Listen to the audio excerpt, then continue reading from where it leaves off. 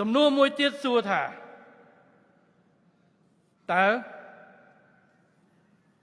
ដោយសារយើងនាំទៅអាមេរិកច្រើនជាងហើយមិនក៏យើងមិនទិញពីអាមេរិកឲ្យស្មើគ្នាយើងនាំចេញ 1,300 លានអាមេរិកចូល 300យើងប្រទេសទូចក្រីក្រគ្មានលទ្ធភាពទៅយក 1,000 លានទិញ Boeing 10 គ្រឿងឯងហើយបើឲ្យអាមេរិកជប់ទិញពីយើងរហូតទៅដល់ត្រឹមតម្លាក់មកត្រឹម 300 លានបានន័យថាបិទរោងចក្រចូលច្រើនអញ្ចឹងវាមានត្រូវតែគម្លាតឲ្យរវាងប្រទេសអ្នកមានអ្នកក្រប្រទេសអ្នកមានលទ្ធភាពទិញធំជាងប្រទេសអ្នកក្រសំបីតែអឺរ៉ុបហើយអាមេរិកក៏ការនាំចេញនាំចូលខុសគ្នាច្រើនដែររាប់ពាន់លាននោះយើង 12,000 លានវៀតណាម 120,000 លានប្រទេសមួយចំនួនចូលរាប់ពាន់លានអញ្ចឹងសួរថាតើការនាំចេញច្រើនរបស់កម្ពុជាទៅអាមេរិកអ្នកខ្លះគេឌឺគេថាមកពីខ្មែរគេងជក់ឈាមអាមេរិកច្រើនពេកដាក់គេ 97%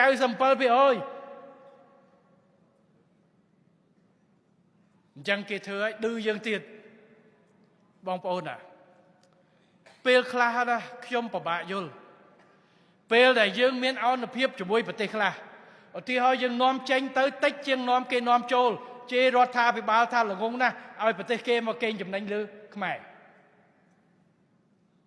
ដល់ពេលខ្មែរយើងនាំចេញទៅអាមេរិកច្រើនជាងចោតខ្មែរទៀតថាទៅជក់ឈាមអាមេរិកអញ្ចឹងខុសរហូតអានាំចូលច្រើនជាងនាំចេញក៏យើងខុសថាឲ្យគេមកជក់ឈាមយើងគេចំណេញលើក្បាលយើងដល់ពេលយើងនាំចេញច្រើនជាងនាំចូលគេបន្ទោសយើងថាអាក្រក់ជក់ឈាមគេបងប្អូនណាអ្នកធ្វើខុសរហូតបងប្អូនស្ដាប់មើលទៅហើយបើឲ្យយើងធ្វើស្មើគ្នាមួយអាមេរិកទៅអត់រួច 1,000 លានហើយ 1,000 លានយើងមានលុយណាទិញឬមួយក៏តតម្លាក់ឥឡូវបងប្អូនហើយតែយើងនាំចេញទៅអាមេរិកច្រើននេះបានផលទៅពីណាដែលយើងនិយាយ1លាន 8 សែនអ្នកមានការងារធ្វើនេះនៅក្នុងវិស័យសហគ្រាសនេះមួយផ្នែកធំ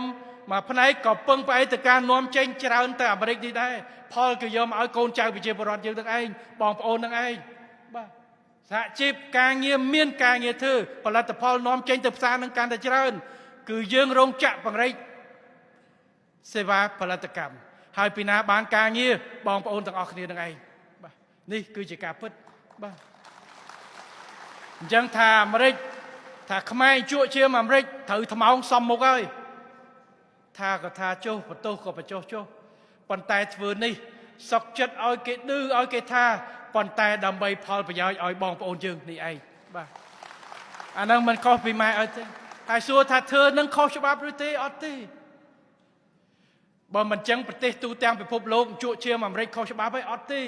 ហើយសួរថាប្រទេសអាមេរិកមហាអំណាចឲ្យ100ប្រទេសជក់ឈាមដោយអយុត្តិធម៌គេល្ងងដល់ថ្នាក់នឹងអត់ទេពាណិជ្ជកម្មគឺឈ្នះឈ្នះអាមេរិកចង់មានកៅអៅថោកល្អតលតែបង្កើតផលិតកម្មនៅក្រៅប្រទេសទើបគេធ្វើបានជនជាតិអាមេរិកមានលុយប្រាក់ខែកើនឡើងកុំឲ្យបង់ចំណាយទៅលើម្ហូបអាហារវាថ្លៃពេកត្រូវនាំចូលពីប្រទេសផ្សេងរឿងតែប៉ុណ្្នឹងដើម្បីជនជាតិអាមេរិកសល់លុយដែរជីវភាពរបស់គេបើតម្លៃទំនិញឡើងថ្លៃឥឡូវខ្ញុំជួបខ្មែរនៅអាមេរិកកាំងមួយឆ្នាំជាងមុនកាទៀវមួយចាន$10ឥឡូវឡើងកាទៀវមួយចាន$20ជាងហើយអញ្ចឹងថ្ងៃមុនហូបបាន2ចានមួយខែទៅកាទៀវ4ដងឥឡូវបើលុយដដែលមួយខែត្រូវចាយតែ2ដងទេប៉ុន្តែវាមិនមែនតែថ្លៃកាទៀវឡើងស្អីផ្សេងទៀតក៏ឡើងអញ្ចឹងហាងកាទៀវនឹងទុកសិនទៅខ្ញុំហូបបាយនៅផ្ទះសិនអញ្ចឹងហាងកាទៀវប្រហែលជាត្រូវបិទឬមួយកាត់បន្ថយខ្ញុំឃើញបងស្រីម្នាក់បោះហាងដូនុតក៏តើឥឡូវពងទាក៏ឡើងស្ករក៏ឡើងស្អីក៏ឡើងអញ្ចឹងដូនុតខ្ញុំក៏ត្រូវតែឡើងដែរឡើងថ្លៃជីវភាពរស់នៅរបស់ប្រជាជនក៏ប៉ះពាល់រឿងអាមេរិករដ្ឋាភិបាលគេដោះស្រាយគេមានគោលការណ៍របស់គេខ្ញុំមិនវាយតម្លៃទេប៉ុន្តែស្ថានភាពបែបនេះរាជរដ្ឋាភិបាលកម្ពុជាក៏ដូចគ្នាអាមេរិកធ្វើពាណិជ្ជកម្មនាំចេញនាំចូលផលិតផលណាជាមួយយើងមានការចរចាយើងមានការឯកភាពគ្នាមិនមែនអាមេរិក ឲ្យយើងអត្តនោម័តដាក់ទៅលើគេមិនគិតទេព្រោះវាធ្វើឲ្យតម្លៃផលិតផលគេក៏គិតដាក់មកលើរបស់យើងដែរជាមធ្យមយើង 29% ផលិតផលចំនួនអាមេរិកដាក់ពន្ធទៅយើងជាមធ្យមជាង 10% ទៅលើអីតែផលិតផលយើងអត់ខ្ពស់ដូចផលិតផលពីអាមេរិកទេផលិតផលពីអាមេរិក 29% ប៉ុន្តែផលិតផលខ្លះតម្លៃខ្ពស់ដូចគោយន្តដោយអត្រាក់ទ័រមកអាមេរិករាប់ម៉ឺនដុល្លារ 9% គិតជាលុយច្រើនជាងអាវយើងមួយទៅ$11បានតិចប៉ុន្តែនេះគឺជាទិន្នន័យអញ្ចឹងបងប្អូនដែរដែលយើងជាប់ពន្ធនេះទី1មិនមែនជាកំហុសរបស់យើងទេគឺរដ្ឋាភិបាលអាមេរិកគាត់គិតថាដើម្បីទាញផលទៅខាងគាត់គ្មានប្រទេសណាខុសអញ្ចឹង180ប្រទេសខុសទី2តើយើងបានធ្វើអីខុសច្បាប់ឬទេតើយើងធ្វើអីមុខរបរថោកទាបទៅកេងចំណេញគេយឺសឈាមគេទេអត់ទេយើងធ្វើត្រឹមត្រូវតាមច្បាប់ឯកភាពគ្នាអនុវត្តតាមគោលការណ៍ពាណិជ្ជកម្មពិភពលោក WTO តើយើងទៅលួចយករបស់ខុសច្បាប់ទៅទេអត់ទេយើងនាំកៅអៅយើងនាំសូឡាយើងនាំគ្រឿងបង្គុំអគ្គិសនីគ្រឿងអលង្ការទៅបងប្អូនហើយ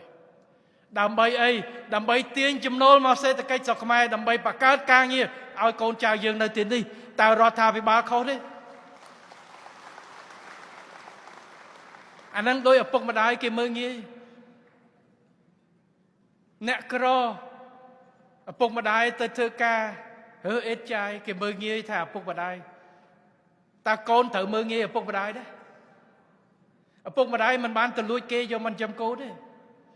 គាត់ទៅគាត់មានលទ្ធភាពគាត់យកទៅកែច្នៃទៅបើកហាងកាទៀវតូចមួយអត់បានដោយគេក្រុមហ៊ុនធំស្អីនោះទេប៉ុន្តែឪពុកម្ដាយតែម្ដងខំសន្សំដោយសុចរិតភាពដើម្បីយកមកចិញ្ចឹមកូនដើម្បីយកមកទិញសម្ភារៈអត្ថប្រយោជន៍ឲ្យកូនឲ្យច្រើនតើកូនត្រូវបន្ទោសឪពុកម្ដាយទេរដ្ឋាភិបាលដូចគ្នាគេឌឺយើងថាយើងទៅស្មុំចិនឲ្យមកវិនិយោគយើងទៅស្មុំអ្នកនេះអ្នកនោះមកធ្វើផ្លូវធ្វើសាលារៀនធ្វើ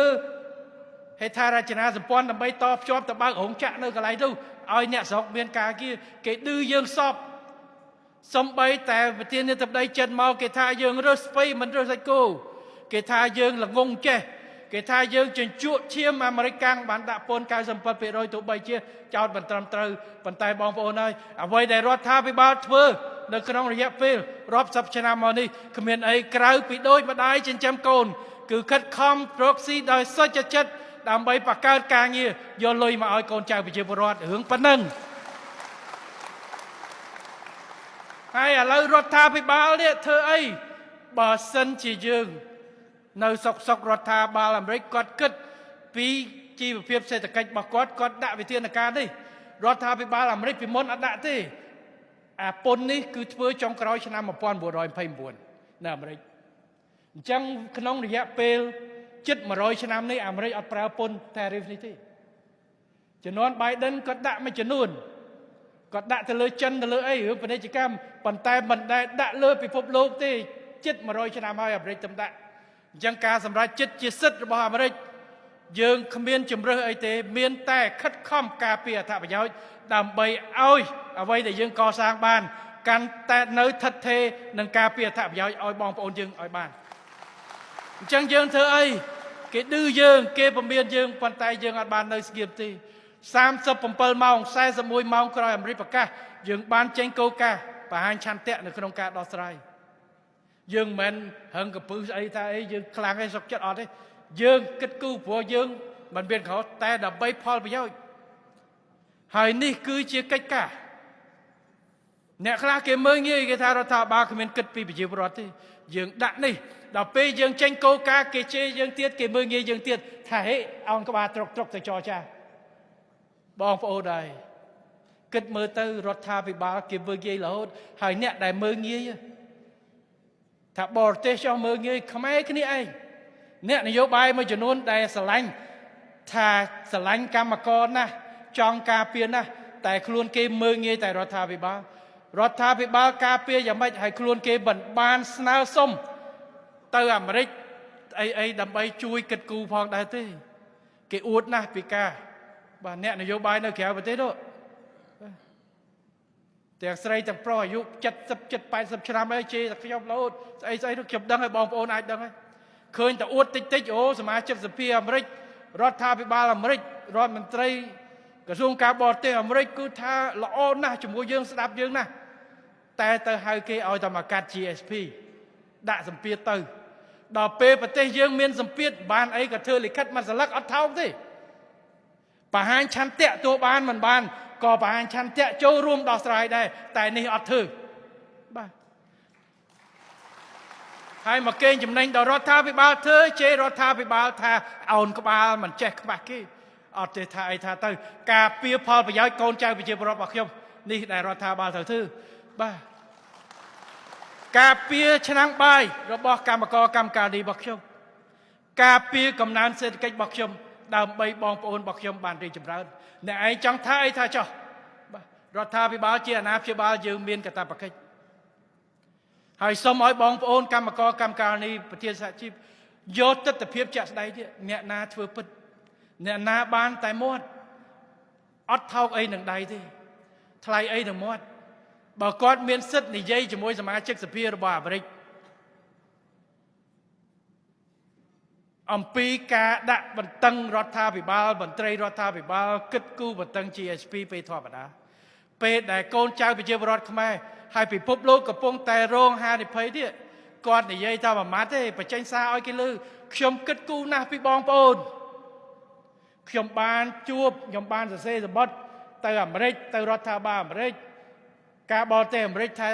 ជួយគិតគូរធ្វើយ៉ាងណាគិតពីកម្មករកម្មការតែនេះអត់ធ្វើប្រមាថបងប្អូនមានតែរដ្ឋាភិបាលទេបាទរៀបចំការងារយើងចរចាក្រុមការងារយើងបង្កើតភ្លាមឯកឧត្តមឧបនាយករដ្ឋមន្ត្រីសុនចន្ទថុលរដ្ឋមន្ត្រីចោមនិមលត្រៀមក្រុមការងារភ្លាមយើងដាក់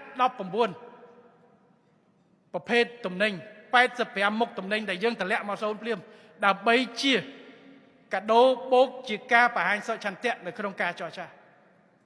ដើម្បីការពារផលប្រយោជន៍ថ្ងៃទី16មេសាយើងបានជួបអាដាមសុនចន្ទថុលជួបជាមួយនឹងតំណាងប្រធានពាណិជ្ជកម្មរបស់អាមេរិកថ្ងៃ16មេសាគឺជាថ្ងៃចុងក្រោយនៃថ្ងៃចូលឆ្នាំបានន័យថារាជរដ្ឋាភិបាលមន្ត្រីយើងដែលទទួលខុសត្រូវមិនបានចូលឆ្នាំទេនៅគិតគូរដើម្បីចរចាការពារអត្ថប្រយោជន៍បងប្អូនគិតរឿងហ្នឹងឲ្យច្បាស់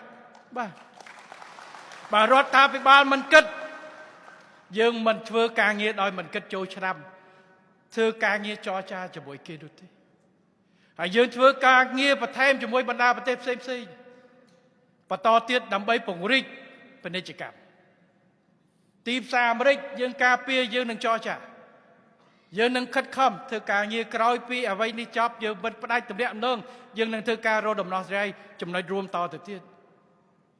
ទីផ្សារជប៉ុនខែក្រោយខ្ញុំទៅទស្សនកិច្ចផ្លូវការនៅជប៉ុនលើកទៅរឿងទំនាក់ទំនងពង្រីកការវិនិយោគពីជប៉ុនថៃទៅមកខ្ញុំក៏ធ្វើការចរចាដើម្បីតភ្ជាប់ពង្រីកទំនាក់ទំនងពាណិជ្ជកម្មប្រទេសជិតខាងអាស៊ានខែក្រោយខ្ញុំទៅនឹងជួបជាមួយនឹងវិស័យឯកជនមួយចំនួនបូកជាមួយបណ្ដាប្រទេសមួយចំនួនដើម្បីភ្ជាប់មានតំណាងមកពីប្រទេសអារ៉ាប់ទៀតយើងមានប្រជុំអាស៊ានជាមួយ GCC និងរកវិធីដើម្បីជួបជាមួយប្រទេសអារ៉ាប់គោលដៅមួយចំនួនដើម្បីតាក់ទាញភ្ជាប់វិស័យទេសចរពាណិជ្ជកម្មដើម្បីអីបងប្អូនដើម្បីទាញមកដាក់នៅក្នុងតំបន់សេដ្ឋកិច្ចពិសេសគ្រួសាររបស់ខ្ញុំអត់មានទេគឺទាញមកដើម្បីដាក់នៅក្នុងដែនសវណ្ណភូមិរបស់កម្ពុជារបស់យើងដែនដីកម្ពុជារបស់យើងបង្កើតការងារឲ្យបងប្អូនប្រជាពលរដ្ឋបានកាន់តែច្រើននេះគឺជាអ្វីដែលខ្ញុំធ្វើខ្ញុំថាដើរតាក់មួយគេមើងងាយគេប្រអាប់ខ្ញុំថាអីថាចោះអស់លោកតែយ៉ាងហោចណាស់ខ្ញុំក៏បានទៅជួបផ្ទាល់ខ្ញុំបានតាក់ទាញគេផ្ទាល់ក្នុងមួយឆ្នាំនេះលទ្ធផលយើងក៏បានបង្កើនជាង1000សហគ្រាសជាងរាប់ម៉ឺនការងារបន្ថែមទៀតឲ្យបងប្អូនរបស់យើងបើកទីផ្សារបានរាប់សិបទីផ្សារទៀតក្នុងមួយឆ្នាំជិត2ឆ្នាំជាងនេះដើម្បីនាំផលិតផលយើងចេញមិនថាតែផលិតផលកសិកម្មតែផលិតផលឧស្សាហកម្មកម្មន្តសាលយើងនាំចេញតទៅទៀតបានច្រើនផលិតផលកសិកម្មបងស្វាយចន្ទទីកំប៉ុងផលិតផលសម្រាប់យើងនាំចេញយើងរកវិធីដើម្បីធានាទីផ្សារ direct ដើម្បីធានានៅតម្លៃដល់ខាងក្រៅ ខ្ញុំប្រជុំជាមួយសហគមន៍កសិកម្មរៀបចំជាមួយវិស័យឯកជនដើម្បីធ្វើយ៉ាងណាជួយដល់កសិកររបស់យើងក្នុងការកាត់បន្ថយការតម្លៃដើមដើម្បីជួយយ៉ាងណាក្រសួងកសិកម្មរៀបចំសហគមន៍កសិកម្មទំនើបដើម្បីធ្វើនេះគឺជាអ្វីដែលយើងធ្វើបន្តមិនមែនអត់ដំណោះស្រាយទេប៉ុន្តែបងប្អូនហើយកន្លែងណាដែលខ្សោយគេរំលឹកកន្លែងណាដែលល្អគេមិនរំលឹកអ្នកធ្វើចង់ដាច់ខ្យល់ហើយបងប្អូនដែរពេលឆ្នាំទៅស្រូវឡើងថ្លៃអត់មានពីណាស្រែកជេររដ្ឋាភិបាលរឿងស្រូវតែទៅថតពលានយន្តហោះសៀមរាបថាអសមត្ថភាពអត់មានទេសចរដល់ឆ្នាំនេះទេសចរមកឡើងណែនគេមិនទៅថតទេសចរនៅសៀមរាបគេមកថតរឿងស្រូវម្ដងពេលដើមប្រមូលផលស្វាយចន្ទទីជាទូទៅកសិផលថ្លៃចុះធ្លាក់ 4000 គេចាប់ដើមជេររដ្ឋាភិបាលដល់ប្រហែលអាទិត្យក្រោយមកឡើងទៅ 5000 ជាងឥឡូវអត់មាត់ប្រមាត់បើថាជ្រុលជេរពេលល្អសរសើរផងណាបងប្អូនពេលដែលរោងចក្របិទបងប្អូនធ្វើបាតកម្មកោតកម្មគេខំទៅស្រែកផ្សាយអាហ្នឹងចង់ភ្លុកទឹកភ្លុកដីនៅពេលដែលរោងចក្រថ្មីបើកគេអត់ទៅផ្សាយទេពេលដែលបងប្អូនដោះស្រាយទៀមទាដោះមិនទាន់ហើយគេផ្សាយដល់ពេលយើងដោះលក្ខខណ្ឌអីចប់គេអត់ផ្សាយទេប៉ុន្តែអ្វីដែលខ្ញុំចង់លើកយើងមិនហាមឃាត់សិទ្ធិសេរីភាពអ្នកណាគេចង់ផ្សាយអីទេប៉ុន្តែខ្ញុំសូមឲ្យបងប្អូនជឿទុកចិត្តរឿងពាណិជ្ជកម្មជាមួយអាមេរិករឿងដោះស្រាយការងាររឿងពង្រីករាជរដ្ឋាភិបាលតែងតែគិតគូរហើយជឿជាក់លើរដ្ឋាភិបាលចុះយើងនឹងខិតខំឲ្យអស់លទ្ធភាពដើម្បីការពារអត្ថប្រយោជន៍បងប្អូនទីផ្សារនៅអាមេរិកទៅតាមលទ្ធភាពដែលអាចធ្វើទៅបានសួរថាតើទៅមុខវានឹងលំបាកទេបើសិនជារដ្ឋាភិបាលអាមេរិកដាក់ពន្ធយើងនឹងប្រឈមការលំបាកហើយមិនមែនតែយើងទេ180ប្រទេសក៏តែការលំបាកដែរប៉ុន្តែយើងមិនស្លាប់ទេផ្ទុយទៅវិញយើងនឹងខិតខំព្យាបាលហើយនឹងពង្រឹងសក្តានុពលរបស់យើងធ្វើពិពិធកម្មសេដ្ឋកិច្ចរបស់យើងការនាំចេញទៅអឺរ៉ុបទៅប្រទេសផ្សេងការពង្រឹងនៅខ្សែចង្វាក់ផលិតកម្មរបស់យើងផលិតវត្ថុធាតុដើមក្នុងស្រុកជាច្រើនដើម្បីធ្វើយ៉ាងណាបង្កើតឱកាសហើយកាន់តែរឹងមាំស្អីក៏ដោយដែលមិនធ្វើឲ្យយើងស្លាប់នឹងធ្វើឲ្យយើងរឹងមាំក្នុងរយៈពេល19ខែនេះរដ្ឋាភិបាលថ្មីបានប្រឈមដោះស្រាយវិញ្ញាសាលំបាកច្រើនណាស់ទាំងនយោបាយទាំងសេដ្ឋកិច្ចទាំងសង្គមទាំងបញ្ហាផ្ទៃក្នុងប្រទេសការបំផុសបំផុលរឿងប្រឆាំងជាតិសាសន៍ផ្សេងសន្តិសុខសណ្ដាប់ធ្នាប់ទាំងសង្គ្រាមពាណិជ្ជកម្មទាំងឥទ្ធិពលនៃសង្គ្រាមនៅអ៊ុយក្រែនទាំងនៅអីដែលជះឥទ្ធិពលតែរដ្ឋាភិបាលយើងបានធានានៅលំនឹងសេដ្ឋកិច្ចសុខសន្តិភាពស្ថិរភាពឲ្យយើងអាចមានឱកាសតាក់ទាញទេសចរបង្កើតព្រឹត្តិការណ៍ច្រើនឲ្យខ្មែរយើងបានគេដឹងឮច្រើនរក្សាលំនឹងការងារជូនបងប្អូនមានលទ្ធភាពតម្លើងវាវត្តជូនមន្ត្រីរាជការនិងកងកម្លាំងប្រដាប់អាវុធបូកទាំងកម្មករកម្មការនេះទៅច្រើនបន្ថែមអាទិភាពក្នុង19ខែនេះយើងគិតថាយើងធ្វើបានល្អបើសិនជាធ្វើពេលដែលសេដ្ឋកិច្ចកំពុងតលូតយើងមិនអួតប្រមាណទេតែនៅពេលដែលលំបាកនេះហើយឥឡូវពេលដែលសេដ្ឋកិច្ចពិភពលោកកំពុងតែប្រឈមនឹងអ្វីដែលមិនធ្លាប់មានជិត100ឆ្នាំមកនេះដែលមិនទាន់ដឹងថាស្អីជាស្អីនោះយើងនៅតែបន្តខិតខំដើម្បីការពារអត្ថប្រយោជន៍និងការពារសេដ្ឋកិច្ចជាតិចឹងសូមឲ្យបងប្អូនជឿទុកចិត្តទៅលើការខិតខំប្រឹងប្រែងរបស់យើងអាចលំបាកតែមិនស្លាប់តែការលំបាកតិចតួចឲ្យយើងរឹងមាំគ្មានពីណាពង្រៀនកូនឲ្យរឹងមាំបច្ចុកបាយកូនរហូតដល់អាយុ20ឆ្នាំនោះទេមែនទេគ្មានពីណារឹងមាំស្អីបន្តិចក៏ធ្វើឲ្យកូនទាំងអស់ដែរគ្មានពីណារឹងមាំគ្រាន់តែកូនចេញទៅជន់ដី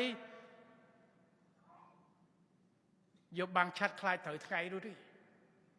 តែមានតែពុះពៀហើយវិញ្ញាសាពិភពលោកវានឹងប្រែប្រួលជាប់ជាប្រចាំប៉ុន្តែអ្វីដែលសំខាន់ឆន្ទៈរបស់រាជរដ្ឋាភិបាលដឹកនាំដោយគណៈបព្វជិជនកម្ពុជាសម្រាប់ការងារនិងកំណើនសេដ្ឋកិច្ចគឺជាអាទិភាពចម្បងដែលយើងត្រូវបន្តអនុវត្តនិងការពារនិងសម្រេចសមិទ្ធផលឲ្យច្រើនជូនបងប្អូនជឿទុកចិត្តចា៎ អ្នកបន្លាយចេះតែមានអ្នកឌឺចេះតែមានហើយបងប្អូនហើយបងប្អូនមាន Facebook មាន TikTok បងប្អូនឃើញទេបងប្អូនប្រៀបធៀបទៅក្នុងរយៈពេល1ឆ្នាំជាងនេះដាក់មើលទៅតើប្រហែលថ្ងៃដែលខាងណាអង្គុយតែជេរយើងតើប្រហែលថ្ងៃដែលខ្ញុំឆ្លើយតបហើយតើក្នុងរយៈពេលប្រហែល7-500ថ្ងៃនេះតើខ្ញុំធ្វើស្អីខ្លះក្រៅពីខំដាក់ចេញនូវគោលនយោបាយនឹងដើរជួបជាមួយប្រជាពលរដ្ឋនោះទេយើងប្រជុំដាក់គោលនយោបាយគេថាយើងដាក់លើមេឃអត់ចោះជួបប្រជាពលរដ្ឋយើងចោះជួបជាពលរដ្ឋគេថាយើងសម្ដែងចប់ទៀតគ្រាន់តែថ្ងៃនេះមកអំស្រួលថើបខ្ញុំមកខ្សើតមិញគេដាក់ទៅនឹងប្រកាសគេថាគេជួលឲ្យមកថើបសម្ដែងទៀតហើយថាអីថាទៅបាទរឿងថើបរឿងអោបកុំសុំតែមួយកុំខំដូច Mike Tyson បាទវោដាច់តិចដូច Holyfield ខ្នាញ់ពេកការគោរពការស្រឡាញ់ការរាប់អានគ្នាគ្មានទូនាទីគ្មានតនន្តរស័ក្តិបាទថ្ងៃមុនខ្ញុំបកមួយអ៊ំស្រីម្នាក់ខ្ញុំទៅកម្មវិធីមួយអ៊ំស្រីម្នាក់គាត់អនាម័យគាត់ឃើញខ្ញុំមកគាត់ឈរអ៊ំអៀនគាត់ឃើញគេថតគេអីផ្សេងជនអីផ្សេងគេពាក់អាវធំគេថតគាត់ចង់គាត់សួរអ្នកថតខ្ញុំគេសុំអោបបានអត់អញ្ចឹងក៏អោបខ្ញុំសួរមិនអោបគាត់ថាអត់ហ៊ានអោបខ្លាចធំក្លិនឆ្អាបលើក្មួយអត់ទេហើយខ្ញុំអរគុណណាស់ចំពោះការស្រឡាញ់ហើយខ្ញុំជឿថាប្រជាជនខ្មែរយើងគាត់វិនិច្ឆ័យគាត់មើលថាតើរដ្ឋាភិបាលទាំងខ្ញុំទាំងមន្ត្រីរបស់ខ្ញុំទាំងមន្ត្រីគណៈបព្វជិជនកម្ពុជាយើងមិនល្អឥតខ្ចោះទេយើងមានបញ្ហាយើងរកបន្តដោះស្រាយប៉ុន្តែសួរថាមន្ត្រីនិងថ្នាក់ដឹកនាំរបស់គណៈបព្វជិជនរដ្ឋាភិបាលគ្រប់គ្នាធ្វើបាបប្រជាជនទេអត់ទេមានតែខិតខំបានតិចបានច្រើនជូនប្រជាពលរដ្ឋហើយប្រជាពលរដ្ឋឲ្យតម្លៃខ្ញុំជឿណាបាទគេមើលចំណុចវិជ្ជមានប៉ុន្តែកុំភ្លេចថាស្រូវមិនល្អឆ្នាំនេះប៉ុន្តែយ៉ាងហោចណាស់ក៏ប្រជាជនមានទឹកធ្វើស្រែដែរដោយសាររដ្ឋអន្តរាគមន៍ធ្វើបន្លាយធ្វើទឹកឲ្យឆ្នាំនេះស្វាយចន្ទទីផលិតបានយើងប្រមូលទិញយើងផលិតជាកំប៉ុងនាំទៅដាក់នៅផ្សារនៅបារាំងអសរខ្មែរលក់ដោយសាររដ្ឋបើកច្រកដែរបាទឥឡូវតរេនខ្មែររបស់យើងគឺចាប់ផ្ដើមតង្ហែនខ្មែររបស់យើងរុញចេញទៅទីផ្សារចិនប្រមូលទិញ direct ស្វាយតំណាប់ស្វាយរបស់យើងរុញចេញបានវាមិនទាន់បានទលំទលាយតែបង្កើតឲ្យមានហើយពង្រីកឲ្យកាន់តែធំបន្តិចម្ដងថ្ងៃណាមួយយើងនឹងអាចម្ចាស់ការនៅការនាំចេញខ្លួនឯងផលិតផលយើងប្រតិកលាគ្នាបាននេះគឺជាអ្វីមិនខុសពីរោងចក្រទេពីដំបូងយើងបង្កើតឲ្យតបានសិនផលិតតែកៅអៅ brand ទៀបក៏បានដែរការងារតែ50000នាក់ក៏បានដែរប្រាក់ខែប៉ាម៉ាតែ$40,000ក៏បានដែរឲ្យតែមកសិនយូរឥឡូវយើងបង្រៀនដល់40000ជាងប្រាក់ខែឡើងប៉ាម៉ា200ជាងអត្ថប្រយោជន៍ផ្សេងជាងច្រើននេះហើយគឺការសន្សំតក់ពេញបំពង់ធ្វើម៉េចថែរក្សាស្ថិរភាពសន្តិភាពនិងភាពតាក់ទាញឲ្យវិនិយោគទាំងក្នុងនិងក្រៅប្រទេសមានឱកាសឲ្យបងប្អូនយើងអាចរីកចម្រើនជាមួយគ្នានេះជឿរដ្ឋាភិបាលចុះតែហេតុអីបានជារដ្ឋាភិបាលហ៊ាននិយាយថារដ្ឋាភិបាលទោះបីជាស្ថានភាពអាមេរិកដាក់យ៉ាងណាទោះបីលំបាកយ៉ាងណាយើងនឹងត្រូវការពារព្រោះសមិទ្ធផលទាំងអស់នេះយើងអាចថាគណៈបកប្រជាជនដែលដឹកនាំរដ្ឋាភិបាលរដ្ឋអំណាចគេថារដ្ឋអាណត្តិនេះគឺជាអ្នកដែលឈររៀបចំបង្កើតផ្ទាល់តែម្ដងជាកូនបង្កើតរបស់យើងតែម្ដងអាណត្តិទី1មាន2គណៈបកដឹកនាំរដ្ឋាភិបាលចម្រុះតែក្រោយមករដ្ឋាភិបាលដឹកនាំនៃគណៈបកប្រជាជនកម្ពុជាដើរតាក់មួយបង្កើតគោលនយោបាយជាច្រើនអានេះក៏យើងធ្វើបានន័យថាការងារ1,800,000នាក់នេះប្រាក់ខែបរមា208ឆ្នាំ2025អត្ថប្រយោជន៍បសស្អីនេះ គឺកើតឡើងដោយសារគោលនយោបាយគណៈបព្វជិជនកម្ពុជាអ្នកធ្វើឲ្យបងប្អូនអ្នកដែលដាំផ្ទាល់ស្រឡាញ់ដើមខ្លួនឯងចេកនឹងផ្លែមិនល្អក៏ដោយប៉ុន្តែបើឲ្យអ្នកដែលដាំទៅកាប់គាត់នឹងព្យាយាមតែបើមិនមែនអ្នកដាំគេចង់កាប់ថ្ងៃណាក៏បានដែរគេមិនសូវឲ្យតម្លៃព្រោះគេមិនបានដាំគេមកគេថាណែចេកគេខាងនោះល្អអាចេកអីស្អីឯងដាំចង់ងាប់បែកញើសមិនតែបានផ្លែប៉ុណ្ណឹងអញ្ចឹងបងប្អូនដោយសារគណៈបព្វជិជនកម្ពុជាមិនមែនតែ10ចំណែកអាដាមហេស៊ូនិយាយនោះទេបងប្អូនអង្គុយនៅទៀតមានឱកាសធ្វើជាប្រធានសហជីពជាតំណាងដោយសារមានរោងចក្រមានកម្មករយើងមិនអាចធ្វើម្នាក់ឯងដោយគ្មានសហជីពទេបាទធ្វើសហព័ន្ធសហជីពសហភាពសហព័ន្ធតលតែកម្មកររាប់ពាន់រាប់ម៉ឺនបើមានតែ3នាក់មានត្រឹមតែប្រតិភូបុគ្គលិកអញ្ចឹងការដែលមានសហព័ន្ធសហជីពមានសិទ្ធិមានឱកាសដើរតួនាទីនេះគឺដោយសាររដ្ឋាភិបាលបង្កើតការងាររាប់ពាន់ផ្ដល់សិទ្ធិសេរីភាពឲ្យចងក្រងជាសហជីពតំណាងឲ្យដែរទើបទៅរួចចឹងសមិទ្ធផលរដ្ឋាភិបាលដឹកនាំដោយគណៈបព្វជិជនកម្ពុជាខ្ញុំជឿបើសិនជាទៅទៀតចេញមកមានការលំបាកដាក់ពន្ធដាក់អីប៉ះពាល់យើងតិចខ្លះគេនឹងទៀមទាគេថានឹងកំហុសរដ្ឋាភិបាលតែសូមឲ្យបងប្អូនជឿហើយសូមឲ្យបងប្អូនផ្ដល់យុត្តិធម៌តម្រាំតែបានថ្ងៃនេះរដ្ឋាភិបាលដឹកនាំដោយគណៈបព្វជិជនកម្ពុជាជាបាតដៃរបស់រដ្ឋាភិបាលដឹកនាំដោយគណៈបព្វជិជនកម្ពុជាហើយយើងនឹងខិតខំការពារហើយបើថ្ងៃក្រោយមានបញ្ហាលំបាកទិញទួចសូមបងប្អូនកុំភ្លេចថាទូកនេះរដ្ឋាភិបាលបានខំកសាងហើយបើវាប្រឡោះអីតូចមួយកុំភ្លេចគេថាពាក្យខ្មែរថាទូកធំប៉ិនសំពៅតូចមួយចូលទៅអាលីបាត់អស់សូមគិតថាអ្នកដែលគេស្រែកគេនឹងទាញយកកេងចំណេញនោះសួរថាតើបងប្អូនបានប៉ុណ្ណេះតើបាតដៃអ្នកណាធ្វើច្រើនជាងអត់បងប្អូនខ្ញុំគិតថាគ្មានពីណាអាចប្រៀបធៀបជាមួយរដ្ឋាភិបាលនៅក្នុងដឹកនាំដោយគណៈបព្វជិជនកម្ពុជាបាននោះទេគេថាឲ្យគេធ្វើម៉េចបើគេមិនកាន់អំណាចផងបងប្អូនគេមានជំរឿសក្នុងនាមជាអ្នកដឹកនាំនយោបាយគេមានជំរឿសទៅធ្វើការជួបជាមួយអាមេរិកជាមួយអឺរ៉ុបប្រហែលឆ្នាំមុនដែលគេអឺរ៉ុបកាត់ EBA ក៏មានបាតដៃរបស់លោកសំរងស៊ីទៅជួបប្រធាន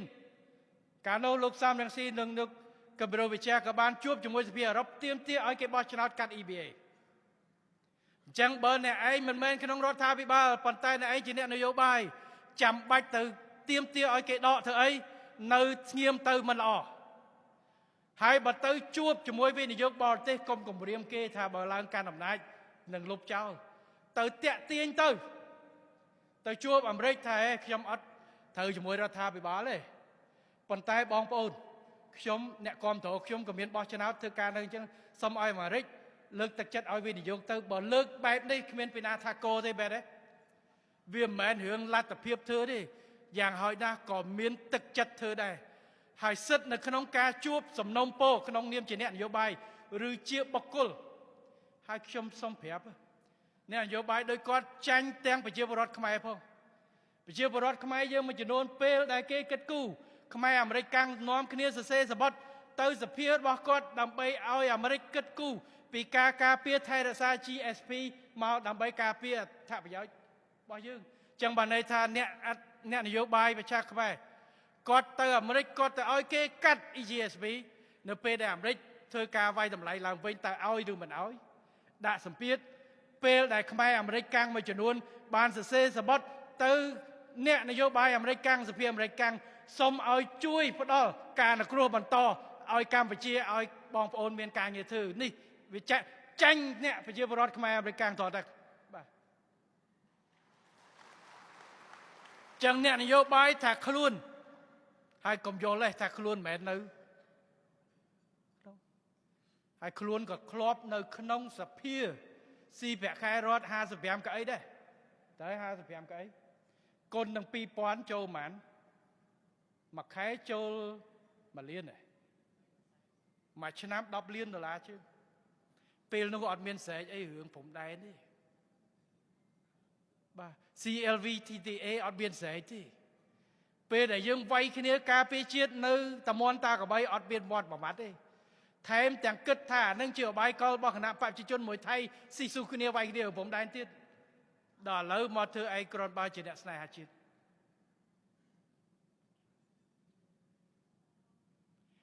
សួរថាពេលដែលគាត់ជាសមាជិកសភាពេលនោះមានតែតាក់ទាញវិនិយោគមកទេ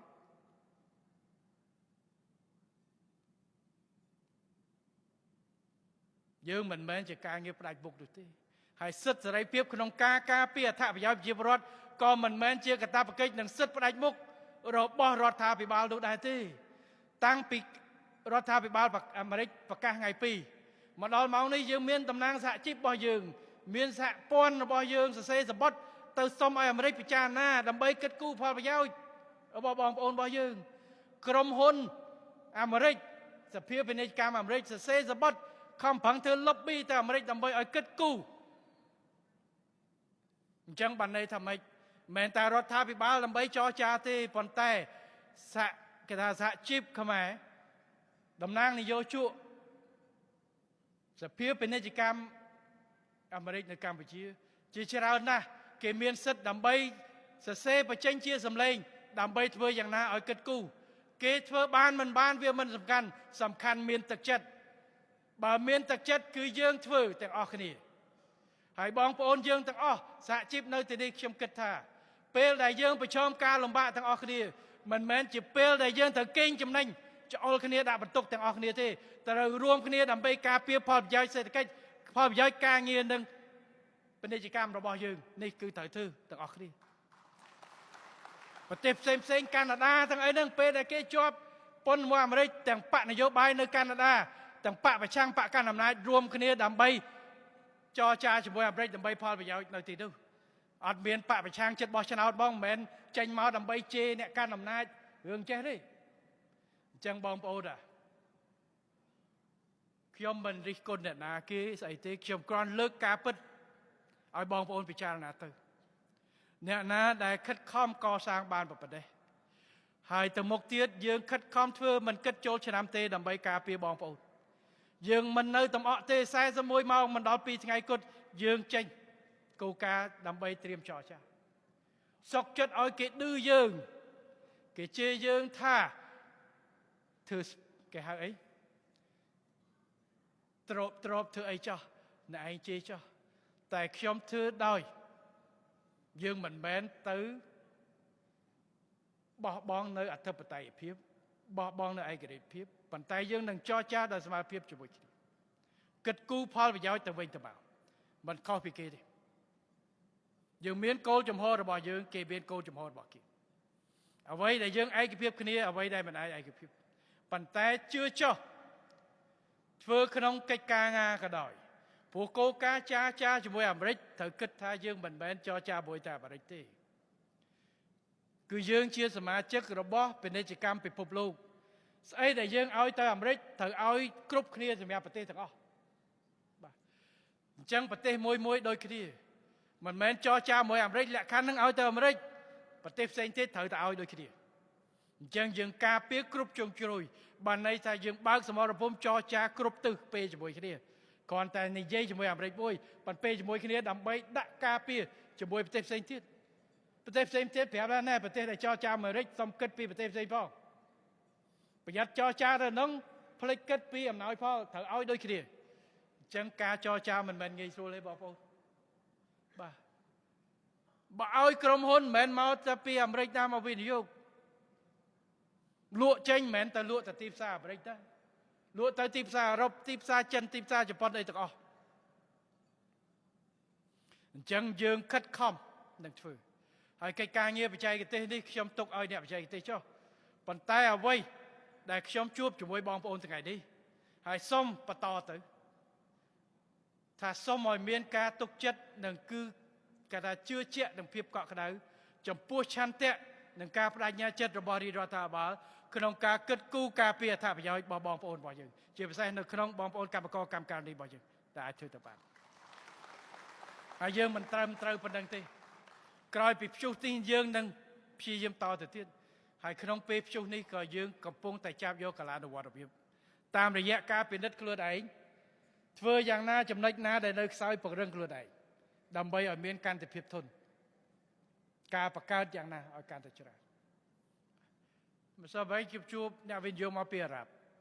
អ្នកវិនិយោគមកពីចិនវិនិយោគមកពីកូរ៉េទៅទាំងអស់ពីអាមេរិកក៏ជួបដែរបងាកឡានអាមេរិកឡាន made in Cambodia តិចទៀតយើងក្រុមហ៊ុននោះ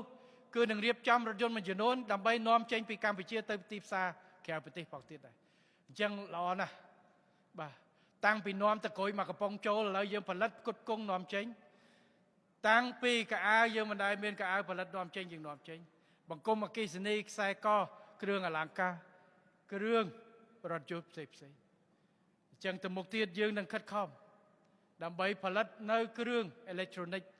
គ្រឿងបច្ចេកវិទ្យាមួយចំនួន software មួយចំនួនរបស់យើងឥឡូវគេយកទៅប្រើបាទដោយប្រព័ន្ធក្រសួងប្រៃសណីយ៍ធ្វើ verify.com ដែលយើងយកមកឆែកឥឡូវហ្វីលីពីនស្អីគេយកទៅប្រើកូនខ្មែរអ្នកធ្វើដោយសារយើងល្អគ្រូក្បាលយើងខ្លាំងគេយកទៅប្រើគុំជាមួយរបស់គេមានអន់ប្រមាណកូនខ្មែរខ្វះតែឱកាស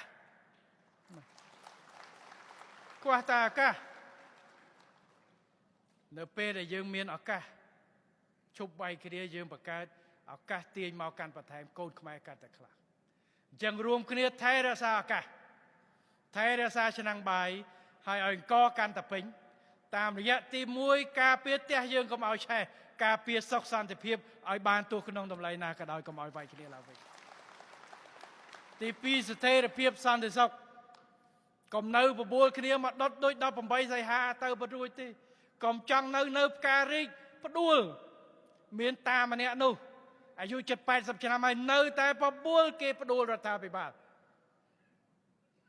កម្មករកម្មនេះមិនបាច់ធ្វើការទេផ្ដួលរដ្ឋាភិបាលងើបឈរអត់ទេបងប្អូនគាត់ដឹងហើយមិនបាច់មើលណាឆ្ងាយទេទាញតែ YouTube មកមើលភូមាមើលអ៊ុយក្រែនអត់សុបាយទេវាយគ្នាលោកអើយបាទឃើញឥឡូវមើលគេបង្កើតឥឡូវទូតបារាំងថ្ងៃមុនរៀបចំពិព័រណ៍ការចងចាំនៃការដួលរំលំប្រទេសប្រហែលថ្ងៃទេខ្ញុំឃើញបាទនិយាយពីខ្មែរក្រហមដោយសារយើងវាយគ្នាហ្នឹងបានឈានទៅដល់នោះយើងមិននិយាយពីអតីតកាលទេ40ឆ្នាំហើយប៉ុន្តែត្រូវចងចាំអតីតកាលថាតើកត្តាស្អីខ្លះដែលនាំឲ្យយើងបែកបាក់គ្នាឈានទៅដល់សង្គ្រាមកុំឲ្យវាកើតកត្តាធំបំផុតដែលនាំឲ្យយើងវាយគ្នាគឺភាពគេថាគំនិតជាតិនិយមជ្រុលធ្វើឲ្យយើងភ័យខ្លាចពីការបាត់បង់ទឹកដីភ័យខ្លាចដោយសារគេយកនេះយកនោះស្អប់ប្រទេសនេះស្អប់ជាតិនេះតែភ័យខ្លាចនេះคล้ายទៅជាការវាយគ្នាឯងយើងត្រូវស្រឡាញ់ជាតិយើងត្រូវភ័យខ្លាចថាជាតិយើងបាត់បង់ត្រូវហើយប៉ុន្តែកុំឲ្យយកវិធីសាស្ត្រតាមការផ្ដួលគ្នាទៅវិញទៅមកថាតើអ្នកនេះការពារបានអ្នកនោះការពារបានទាល់តែបដូរផ្នត់គំនិតដល់ភ័យខ្លាចផ្លាត់បាត់ប្រទេសភ័យខ្លាចបាត់ប្រជាពលរដ្ឋយើងតាមរយៈអីតាមរយៈការរួមគ្នាថែរក្សាសាមគ្គីឯកភាពជាតិតាមរក្សាការបង្កើនសមត្ថភាពកូនខ្មែរការកសាងនៅសមត្ថភាពសេដ្ឋកិច្ចយើងម្ចាស់ការខ្លួនឯងកាន់តែរឹងមាំនេះហើយជាតិនិយមគឺស្នេហាជាតិស្រឡាញ់ជាតិដូចគ្នាបងប្អូនបាទប៉ុន្តែមិនមែនទាល់តែយើងផ្ដួលគ្នាទាល់តែខ្ញុំបានធ្វើបានស្អីនោះទេត្រូវរួមគ្នាធ្វើទៅពេលដែលមានការលំបាកប្រកួតគ្នាពីសមិទ្ធផលទៅពីគោលការណ៍ទៅអារឿងបែកជើងជេរនោះខ្ញុំថាជេរចោះវាយចោះបងប្អូនខ្មែរយើងរាប់លានអ្នកអង្គុយមើលទៅពេលដែលមានលំបាកពេលដែលកូវីដពីណារត់ទៅរកថ្នាំយកមកឲ្យបងប្អូនចាក់ការពារជីវិតសម្ដេចតេជោអ្នកដែលថាស្រឡាញ់បងប្អូនគិតទីពីមួយថ្ងៃជេរថាកុំចាក់ថ្នាំនឹងស្លាប់សម្ដេចតេជោយកថ្នាំមកចាក់ឲ្យកូនខ្មែរស្លាប់ហើយមានអ្នកខ្លះប្រាប់ថាចាក់ទៅអត់កូន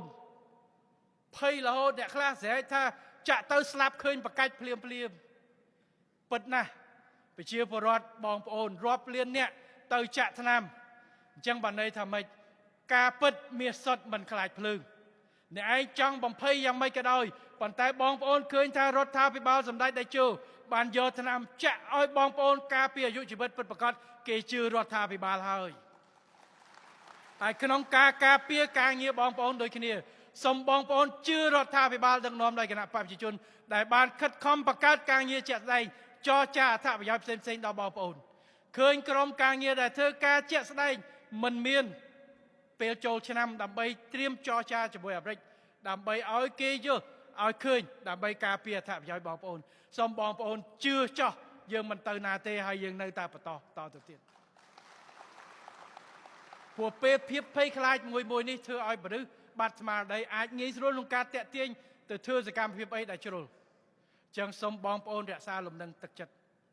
បាទរួមគ្នាថែផ្ទះយើងពីមុនផ្ទះស្លឹកក្រោយមកផ្ទះឈើឥឡូវឡើងផ្ទះថ្មវាអត់តាន់បាន100ជាន់ទេតែទិញដងយើងធ្វើមិត្តខ្ញុំម្នាក់គាត់មកពីឆ្នាំ92ឥឡូវគាត់មកគាត់ថាចុះពីឆ្នាំ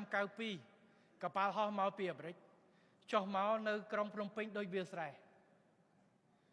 តែឥឡូវនេះគាត់ចុះមកគាត់ស្មានតែហុងកុងអ្នកណាដែលធ្លាប់ជិះកប៉ាល់ហោះទៅក្រៅហើយចុះមកវិញកលែងមើលពេលកប៉ាល់ហោះចិត្តចុះមានមើលលើកដៃមើលបាទខុសគ្នាឆ្ងាយពីមុនចុះមកក្រៅពីភ្នំពេញបើចុះពីពេលយប់ល្ងិតឈឹងឥឡូវអត់ទេបាទដើរតភ្លឺបើ Walk Street វិញគឺថាថ្ងៃនេះដូចថ្ងៃអាទិត្យគេដើរពេញទៀតមិនស្រួលបងប្អូននៅនេះចេញទៅទៀតបាទហើយចូលឆ្នាំនេះមិនមែនតែនៅវត្តភ្នំទេនៅតាមភូមិតាមអីរំពេញទៅបាទព្រោះផ្លូវទៅដល់កន្លែងខ្លះផ្លូវបេតុងខ្ញុំចាញ់ពួកម៉ាក់ខ្ញុំមកពីអាមេរិកថ្ងៃមុនគេមកពីអាមេរិកខ្ញុំសួរថាស្នាក់នៅណាគេថាស្នាក់នៅផ្ទះសំណាក់នៅក្រោយអូតែភ្នំពេញនៅជិតបាងកកខ្ញុំថានៅម៉េចកន្លែងហ្នឹងអត់មានស្អីប៉ុណ្ណឹងពងកាលខ្ញុំចូលនោះវាយូរហើយនៅហ្នឹងមានស្អីដល់គាត់ចូលមកកាលនោះដូច10ឆ្នាំជាងហើយខ្ញុំជិះទៅជាមួយគាត់ផ្លូវបេតុងហើយសិតតែអ៊ីនធឺណិតកាហ្វេនៅក្រោយហ្នឹងយើងមានដឹងណាខ្មាស់ពួកម៉ាក់ហើយខ្ញុំសួរឯងមិនដឹងបំដែរមកស្រុកខ្មែរគេឆែកតាមអ៊ីនធឺណិតទៅលើ Travelocity បើអ្នកទេសចរគេមកគេដាក់យើងចាញ់អ្នកមកពីក្រៅផងបានតែថាលឿនអ្នកមកពីអាមេរិកខានតែ10ឆ្នាំជិះឡានវិញបាទឥឡូវយើងប៉ុណ្្នឹងចោះបាទ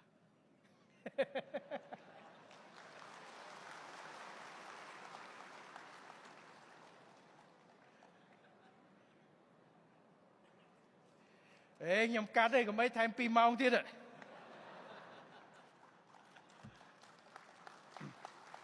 និយាយពីការងារនិយាយពីលំនឹងនិងភាពជឿជាក់តែប៉ុណ្្នឹងឯងបាទសូមតែប៉ុណ្្នឹងឯងហើយសូមបងប្អូនបន្តទុកចិត្តឲ្យចូលរួមដើម្បីថែរក្សាប្រទេសយើងដើរទៅមុខទាំងអស់គ្នាងាយស្រួលលំបាកដូចយើងការប្តីប្រពន្ធអាណាព្យាបាលមានបញ្ហានៅជាមួយគ្នាបន្តទៀតអត់រត់ចោលទេបាទនៅជាមួយគ្នាអញ្ចឹងជាថ្មីម្ដងទៀតខ្ញុំសូមថ្លែងអំណរគុណដល់កោតសរសើរចំពោះថ្នាក់ដឹកនាំមន្ត្រីរាជការគ្រប់កំណត់ថ្នាក់នៃក្រសួងការបដិបត្តិជាជីវៈភាគីគូពាក់ព័ន្ធទាំងអស់ដែលបានខិតខំសម្រេចនៅសមិទ្ធផលគួរជាទីមោទនៈជាច្រើនក្នុងវិស័យការងារសន្តិសុខសង្គមនិងបណ្ដុះបណ្ដាលជាជីវៈការអនុវត្តជោគជ័យអនុសាសន៍កន្លងទៅជាពិសេសចំណុចដែលខ្ញុំបានដាក់ចេញនៅឆ្នាំ2024ទន្ទឹមនេះខ្ញុំក៏សូមរំលឹកដល់ក្រុមការងាររាជរដ្ឋាភិបាលចូលមូលដ្ឋានរាជធានីខេត្តនិងអភិបាលគណៈបាលរាជធានីខេត្តសហការជាមួយអង្គការវិជាជីវៈព្រមទាំងនយោជកត្រូវរៀបចំពិធីសម្ដែងសម្ដាលជាមួយបងប្អូនកម្មករនយោជិតសហជីពតំណាងបុគ្គលិកសិក្សាគុំសេដ្ឋកិច្ចក្រៅប្រព័ន្ធតាមរូបភាពការឈប់សម្រាកលំហែកម្មវិធីសប្បាយផ្សេងតាមតែអាចធ្វើទៅបានផងដែរនៅតាមឱកាសដើម្បីផ្សារភ្ជាប់តំណែងឲ្យស្វែងយល់បាទជាមួយជួបជាប្រចាំជាទីបញ្ចប់ខ្ញុំសូមជូនពរឲ្យអាដាមលោកជំទាវលោកស្រីបងប្អូនកម្មករនយោជិតសហជីពសេដ្ឋកិច្ចក្រៅប្រព័ន្ធនិងសហជីពសមាជិកសមាជិកានៃអង្គពិធីសម្រេច បានជោគជ័យគ្រប់ភារកិច្ចក្រមរូបសុខសន្តិភាពនិងសមប្រកបទៅដោយពុទ្ធពរនិងពរទាំង5ប្រការគឺអាយុវណ្ណៈសុខៈពលៈនិងបដិភិនៈកំបីគ្លីគ្លៀតឡើយសូមអរគុណហើយថ្ងៃនេះសម្រាប់សមាជិកាចូលរួមព្រឹកនេះ5095នាក់ម្នាក់ទទួលបាន50សំរន់មកកញ្ចប់ហើយនឹងថវិកា100000រៀលផងដែរអាចសល់ដើរដល់ Walk Street យប់នឹងបានជូនមន្ទីរការងារបដិបដាវិជ្ជាជីវៈ25រាជធានីខេត្តក្នុងមួយមន្ទីរថវិកា10លានរៀលសហជីពកម្មករ181សហជីពក្នុងមួយសហជីព1លានរៀលនិងជូនក្រុមគ្រូពេទ្យប្រចាំអង្គពិធីថវិកា5លានរៀលផងដែរសូមអរគុណ